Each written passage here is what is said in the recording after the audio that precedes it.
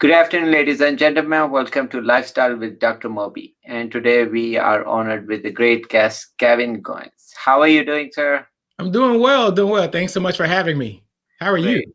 Good, good. I'm so glad that we have a great show, and we're gonna look forward for learning great about things which you have learned over life or recent, and then we kind of go from there. So, for educational purposes, only this segment.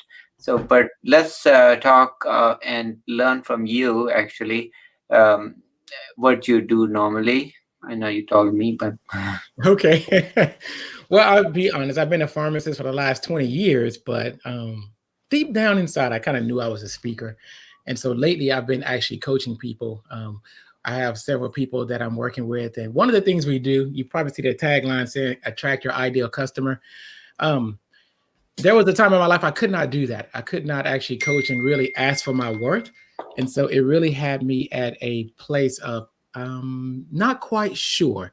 But once I got past that, which there's a whole story behind it, then I began to realize how many other people had maybe a different relationship with money that made them not necessarily stand for who they really were. And Mhm. instead kind of dimmed their light. Mhm. Mhm. Mhm. And I think for audience sake, I would like to kind of introduce.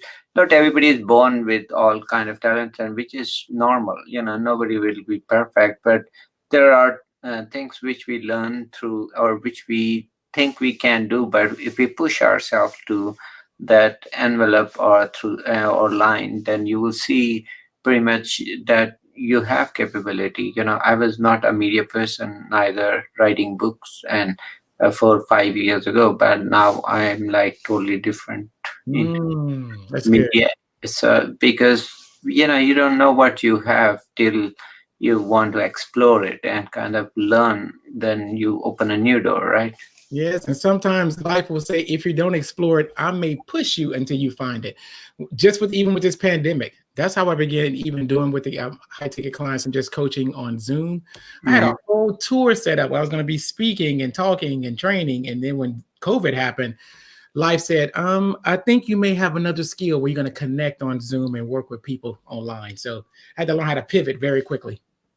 Yeah, and but the main thing is, if people believe in themselves, and then and they remain calm and they collected, then they will find a way. uh, Exactly.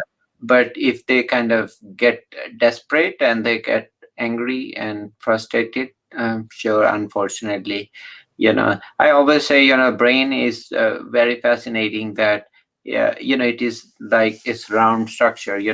So all the neurons, they kind of send the signal to the center. It can both travel both ways, but it actually spreads very quickly when you have all the positivity flowing, because all your senses can actually learn or give feedback. So if you're happy or you're in good mood, you will enjoy music, and you Mm. will and voice and things like that.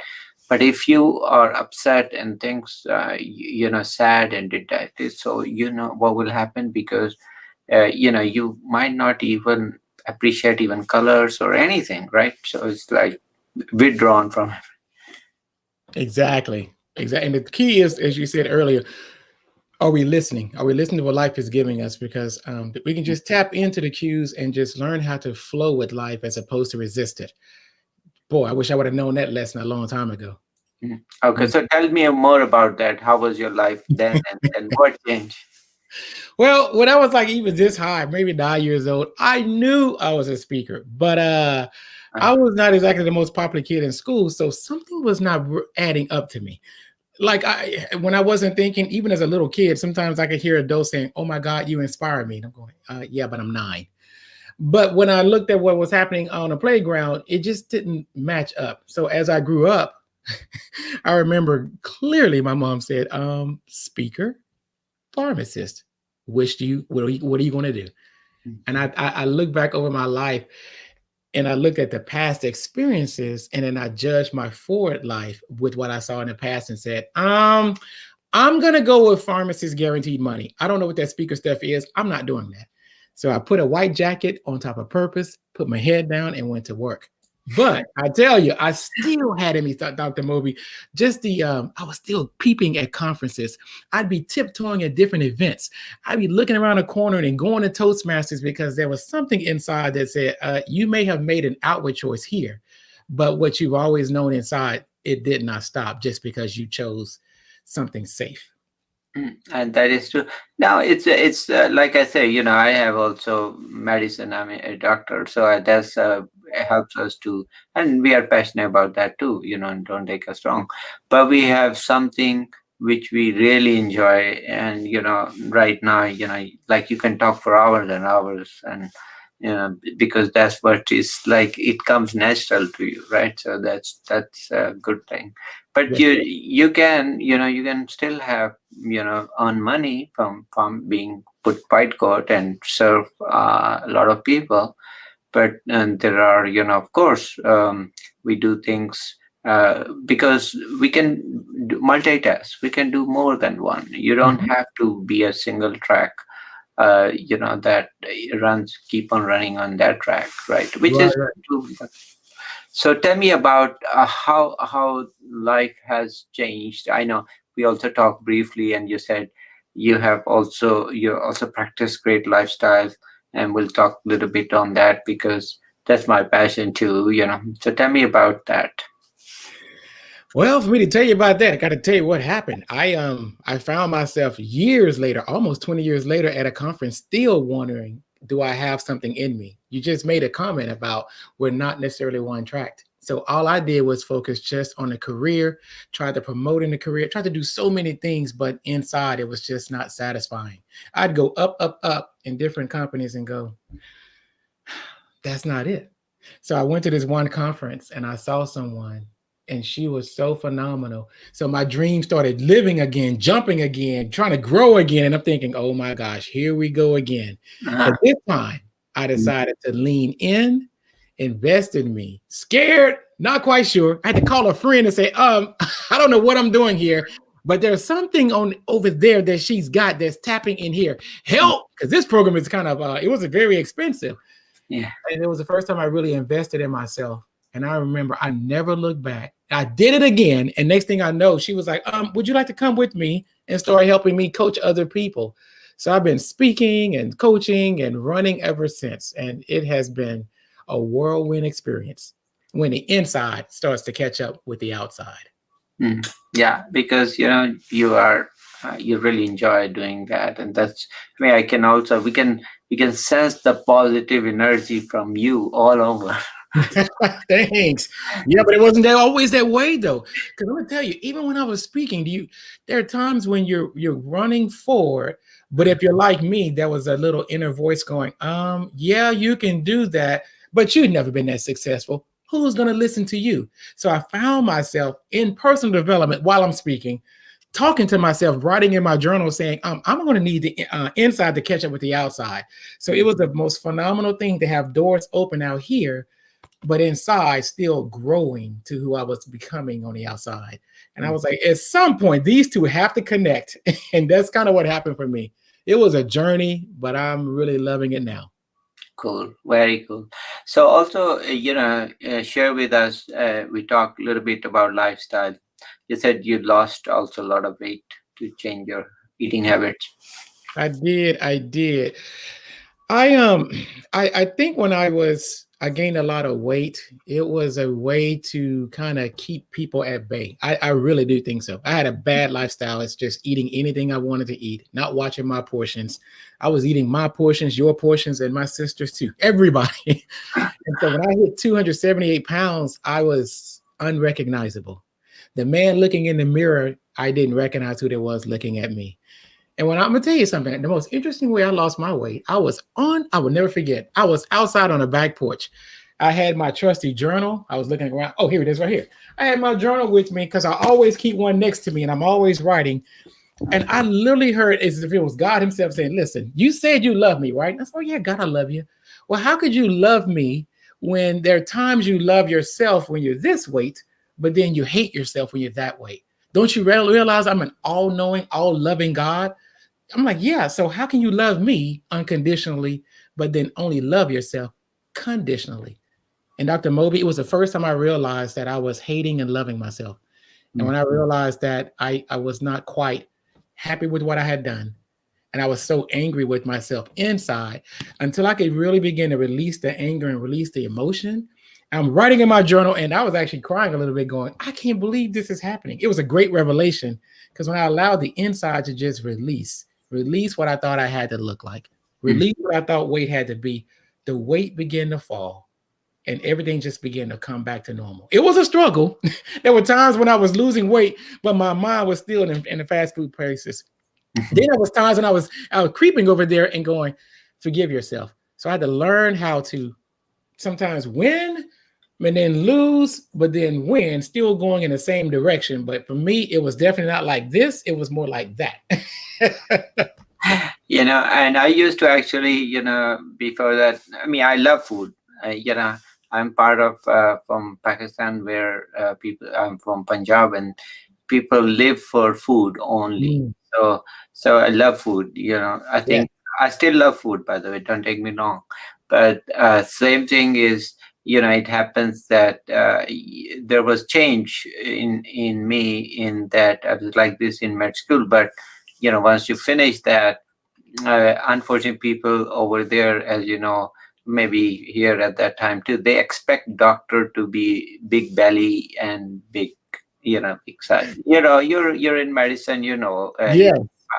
so at that time, the old paintings, I don't know if you remember, those old paintings where doctor, big older guy wearing white coat and with big belly, bare belly, I should say. Yeah.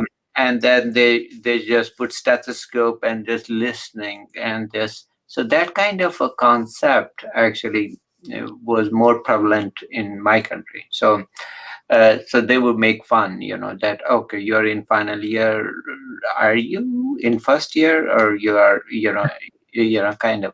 So I said, okay, well, that maybe I should gain weight and maybe I should look like doctor. Okay, so that's unfortunate that I try to gain weight because of that, not Mm. so. So that we same thing, So anyways, so those long story short, I came here, and of course I did everything, and then you're driving and enjoying your life and everything. All of a sudden, I see my heart kind of beating too fast, and there's something wrong here.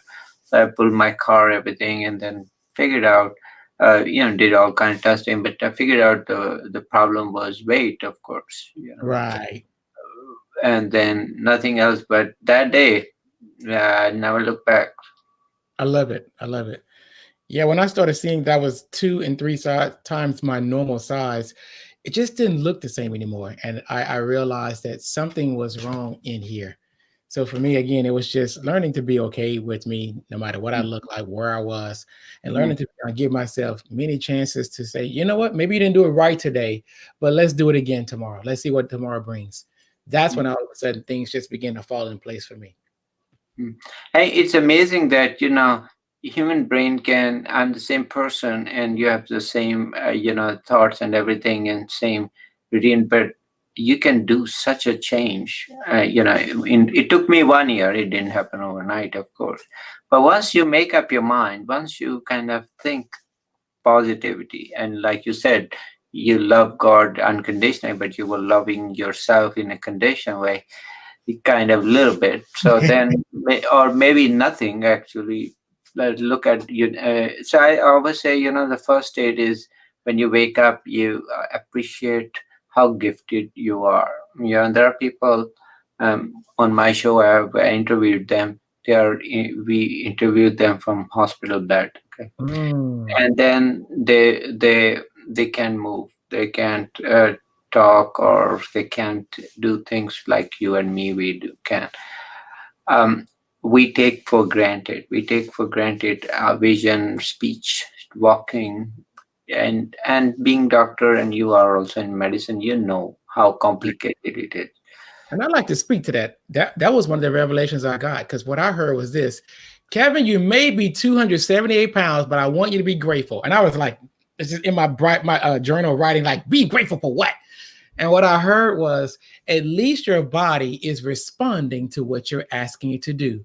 You Mm. may not want to be 278, but because you're eating a certain way, you're acting a certain way, you're very sedentary. Guess what happened? Your body went here. Well, guess what? What if you commanded it the other direction? Guess what happens, Kevin? At least your body can respond that way too.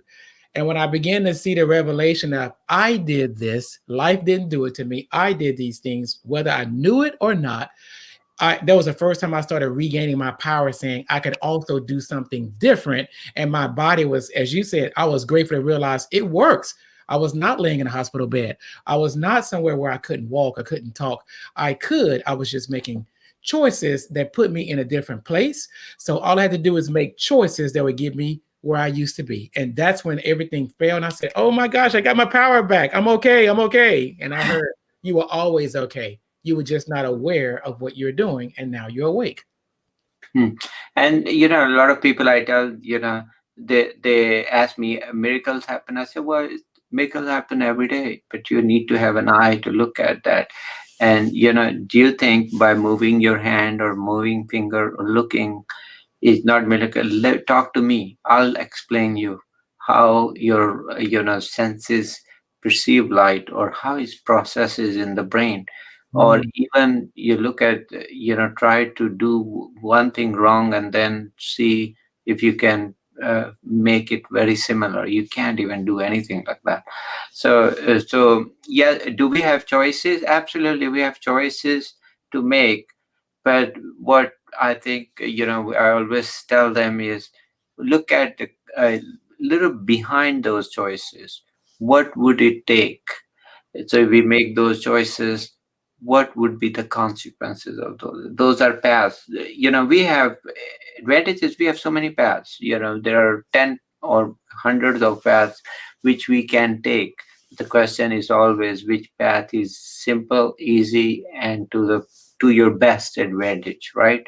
right. Uh, and humans are, in a way, of course, the smartest thing on the planet, but we also look from the other perspective that we have to come up with smart choices with Mm, intelligent answers. And the intelligent answers or smart choices are not about expense. They are not about spending money. They are logical. They are, to your heart, and his is going to help your actually body. So mm, there has to be very simple. Solutions always have to be simple. So that's what always occur to me. To of course, with you're busy and you think, okay, if I gain weight, what I gonna do to lose it? Choices are, you can go somewhere and lose all the weight, or you can get surgery or whatever. But the question is, what will happen after that? What will happen few days after, weeks after you're back in your routine? So what caused you to kind of go wrong will again cause you to go wrong, right? It's not a small fix, right? it no. is it is lifestyle change. It has to come from the understanding. Is I wish it was as simple as fixing your stomach, I right? know. Exactly. And I'm gonna keep it real.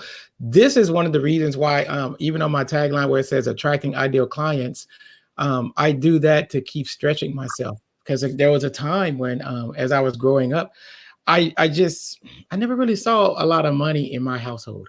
And so when I started working with that speaker I was telling you about, I began selling on their sales team. Well, the first time I sold anything that was 3,000 to 4,000, I almost passed out, fainted, and had to pick myself up again. It was too much money. And I'm thinking, who spends that kind of money? Nobody's going to do that.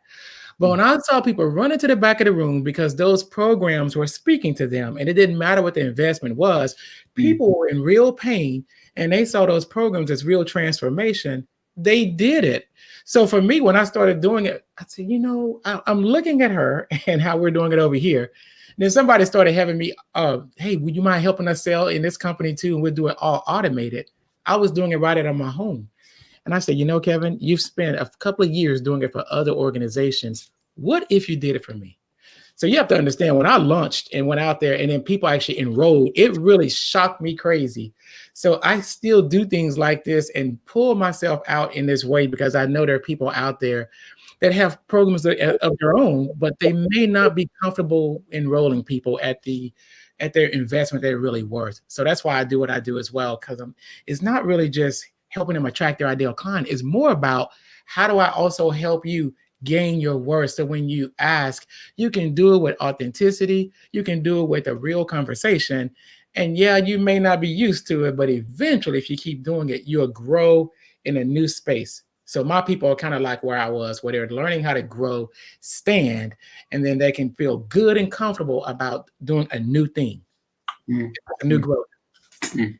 And what do you think, the problem? I know we have a lot of problems, but, you know, to tackle with, with COVID, what do you think we can do? You, me, and, all other few folks out there who really want to help and kind of make them aware. And we have people who still struggling to understand.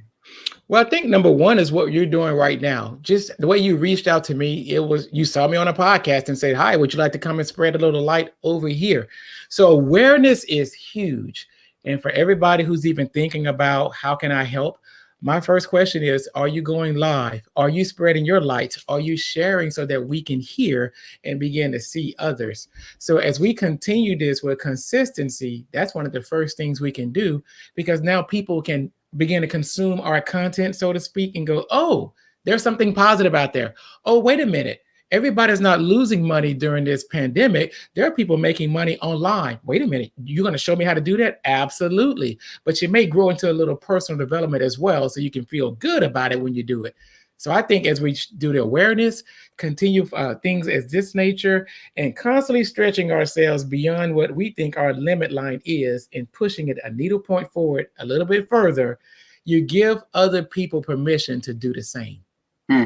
And that is beautiful because you're absolutely right.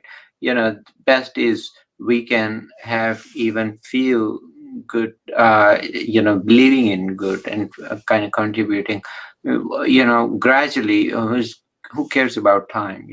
Right. Gradually we gonna grow and will be successful. But you're absolutely right. Main thing is whatever light we have, we should just spread it to the max, and that's what we're gonna do. That's what we are doing today. Exactly. And let me share this story. Last night, so I go live on Wednesdays and I have a Zoom class. And so they could see me on Facebook, but the people in Zoom saw the screen, saw everything. And one of the ladies, she's a doctor, she teaches English as a second language. And she said, you know what? Let me just pause for a moment, Kevin, and I want to thank you. I said, thank me for what? She says, first of all, I can tell that you care if we're understanding what does it mean to attract our ideal clients. I can tell that it means something to you that you actually want us to be successful. You really are calling our name. You're making sure that before you go too far, you'll say, hey, Dr. P, are you with me? That means a lot to me because it means you see me. And because you see me, it makes me know that you care about me. There's a quote that says, people don't care about how much you know, Dr. Moby, until they know how much you care about them. So That I is think that is beautiful too. that is very beautiful. And main thing is the honesty and the simple answers. Those mean a lot. I mean, you don't have to have really spend a lot of money and to help each other. Even few good words, like you said, to caring words, and those could be, and that's probably the best thing we can do. Being in healthcare or non-healthcare, we just check on our loved ones, our next doors, our friends, and say, hey, you're doing okay. But that's Yeah. all. I just was checking, and that I didn't hear from you either. I mean, I call them also sometimes. I didn't get a single post from you, or are you doing okay? So maybe you didn't like it, but that's fine.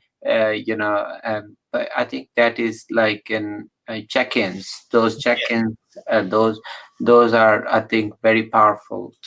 But it was pleasure, Kevin, having you. I wish we can get you again and again. You are gifted for sure. But keep up the good work. Any Thank you, final Dr. thoughts you have for my audience? Yes. If you're doing Zooms like we're doing here, notice how he's saying Kevin, I'm saying Dr. Moby. One of the ways you can check in with people too, and this was a comment that the doctor made last night. She says, not only do you see us, but on occasion in these rooms where we can't touch each other, there's COVID here. So now there's more of a connected online. Don't be afraid to say the person's name. Dale Carnegie says a person's name to that person is the sweetest and most important sound to them in their language. So when you're calling them out, you may want to say something like, "Hey, Dr. Moby, I appreciate you for seeing me. Thank you." And when you're talking to people on occasion, when you check in, call their name first and then check in. You don't understand how that really makes a person feel seen, they feel heard, and they appreciate you. And when those warm feelings come up and you're the one doing it, it's just a reciprocity that comes back to you. Good measure, pressed down, shaking together, running over, and people say, "Thank you so much for being in my presence." So And make and sure that, and that is also true. And also a lot of thing is that even those small words, even for a few seconds, could make brighten somebody's whole day. And that's what the power of speech. And also even because after all we are all social animals, so we need some kind of connectivity, whether it's I know we can't touch each other, but that's fine, we can still call each other. yes, absolutely. It's been a pleasure. Thank you so much. Same here, and it's been such a wonderful experience. But definitely come back, and thank you for all watching us, and just give us feedback, and then we'll be very happy to have Kevin again and again. Take care, guys. Take My care. pleasure. Take Take care. care.